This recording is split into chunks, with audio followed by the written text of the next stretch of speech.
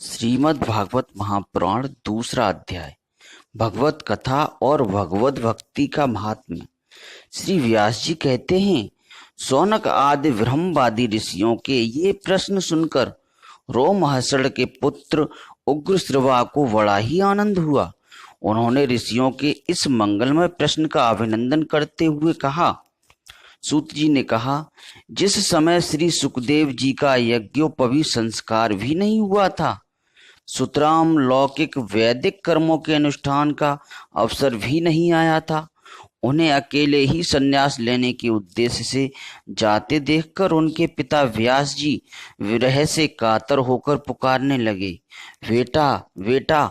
उस समय तन्मय होने के कारण श्री सुखदेव जी की ओर से वृक्षों ने उत्तर दिया, ऐसे सबके हृदय में विराजमान श्री सुखदेव मुनि को मैं नमस्कार करता हूँ। यह श्रीमद् भागवत अत्यंत गोपनीय रहस्यात्मक पुराण है। यह भगवत स्वरूप का अनुभव कराने वाला और समस्त वेदों का सार है। संसार में फंसे हुए जो लोग इस घोर अज्ञान अंधकार से पार जाना चाहते हैं, उनके लिए आध्यात्मिक तत्वों को प्रकाशित कराने वाला यह एक अद्वितीय दीपक है। वास्तव में उन्हीं पर करुणा करके बड़े बड़े मुनियों के आचार्य श्री सुखदेव जी ने इसका वर्णन किया है। मैं उनकी शरण ग्रहण करता हूँ। मनुष्यों में सर्वश्रेष्ठ भगवान के अवतार नर नारायण ऋषियों को, सरस्वती देवी को और श्री व्यास देव जी को नमस्कार करके तब संसार और अंतःकरण के समस्त विकारों पर विजय प्राप्त कराने वाले इस श्रीमद् भागवत महापुराण का पाठ करना चाहिए। ऋषियों, आपने संपूर्ण विश्व के कल्याण के लिए यह बहुत सुंदर प्रश्न किया है, क्योंकि यह प्रश्न श्री कृष्ण संबंध में है और इससे भली भांति आत्मशुद्धि हो जाती है। मनुष्यों के लिए सर्वश्रेष्ठ धर्म वही है जिससे भगवान श्री कृष्ण में भक्ति हो, भक्ति भी ऐसी जिसमें किसी प्रकार की कामना न हो और जो नित्य निरंतर बनी रहे। ऐसी भक्ति से हृदय आनंद स्वरूप परमात्मा की उपलब्धि करके कृत्य कृत्य हो जाता है। भगवान श्री कृष्ण में भक्ति होते ही, अनन्य प्रेम से उनमें चित्त जोड़ते ही निष्काम ज्ञान और वैराग्य का आविर्भाव हो जाता है। धर्म का ठीक ठीक अनुष्ठान करने पर भी यदि मनुष्य के हृदय में भगवान की लीला कथाओं के प्रति अनुराग का उदय न हो, तो वह निराश्रम ही श्रम है। धर्म का फल मोक्ष, उसकी सार्थकता अर्थ प्राप्ति में नहीं है। अर्थ केवल धर्म के लिए है। भोग विलास उसका फल नहीं माना गया है। भोग विलास का फल इंद्रियों को तृप्त करना नहीं है, उसका प्रयोजन है केवल जीवन निर्वाह। जीवन का फल भी तत्व जिज्ञासा है। बहुत कर्म करके स्वर्ग आदि प्राप्त करना उसका फल नहीं है। तत्ववेत्ता लोग ज्ञाता और ज्ञेय के भेद से रहित अखंड अद्वितीय सच्चिदानंद स्वरूप ज्ञान को ही तत्व कहते हैं। उसी को कोई ब्रह्मा, कोई परमात्मा और कोई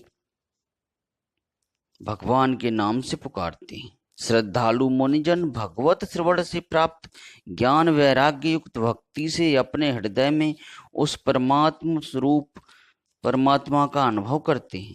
शौनक आदि ऋषियों, यही कारण है कि अपने अपने वर्ण तथा आश्रम के अनुसार मनुष्य जो धर्म का अनुष्ठान करते हैं, उसकी पूर्ण सिद्धि इसी में है कि भगवान प्रसन्न हो।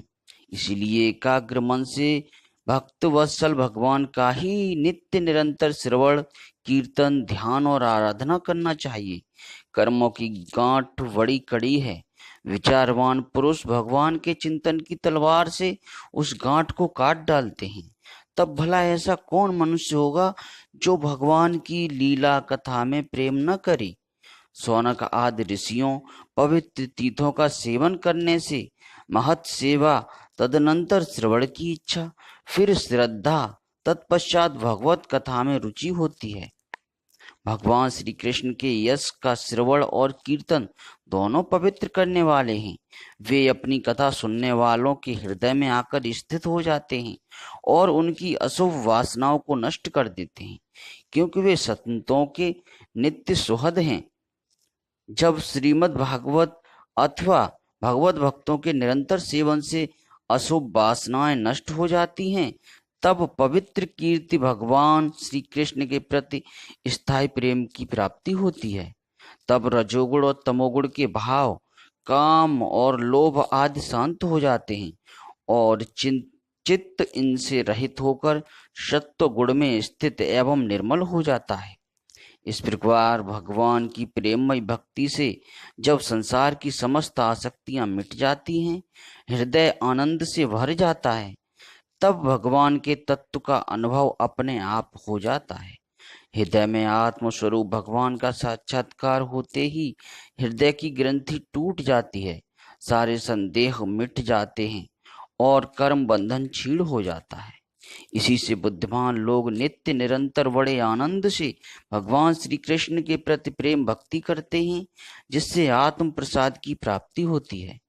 प्रकृति के 3 गुण हैं, सत्व, रज और तम। इनको स्वीकार करके इस संसार की स्थिति, उत्पत्ति और प्रलय के लिए एक अद्वितीय परमात्मा ही विष्णु, ब्रह्मा और रुद्र ये 3 नाम ग्रहण करते हैं। फिर भी मनुष्यों का परम कल्याण तो सत्वगुण स्वीकार करने वाले श्री हरि से ही होता है। जैसे पृथ्वी के विकार लकड़ी की अपेक्षा धुआं श्रेष्ठ है और उससे भी श्रेष्ठ अग्नि, क्योंकि वेदोक्त यज्ञ याग आदि के द्वारा अग्नि सद्गति देने वाला है, वैसे ही तमोगुण से रजोगुण श्रेष्ठ है और रजोगुण से भी सत्वगुण श्रेष्ठ है, क्योंकि वह भगवान का दर्शन कराने वाला है। प्राचीन युग में महात्मा लोग अपने कल्याण के लिए विशुद्ध सत्वमय भगवान विष्णु की ही आराधना किया करते थे। अब भी जो लोग उनका अनुसरण करते हैं वे उन्हीं के समान कल्याण भजन होते हैं, अर्थात कल्याण भाजन के पात्र होते हैं। जो लोग इस संसार सागर से पार जाना चाहते हैं वे यद्यप किसी की निंदा तो नहीं करते, न किसी से द्वेष करते हैं, न किसी में द्वेष देखते हैं, फिर भी घोर रूप वाले तमोगुणी, रजोगुणी, भैरव आदि भूतपतियों की उपासना न करके सत्वगुणी विष्णु भगवान और उनके अंश कला स्वरूपों का ही भजन करते हैं। परंतु जिसका स्वभाव रजोगुणी अथवा तमोगुणी है, वे धन, ऐश्वर्य और संतान की कामना से भूत, पितर और प्रजापतियों की उपासना करते हैं, क्योंकि इन लोगों का स्वभाव उन भूत आदि से मिलता जुलता होता है।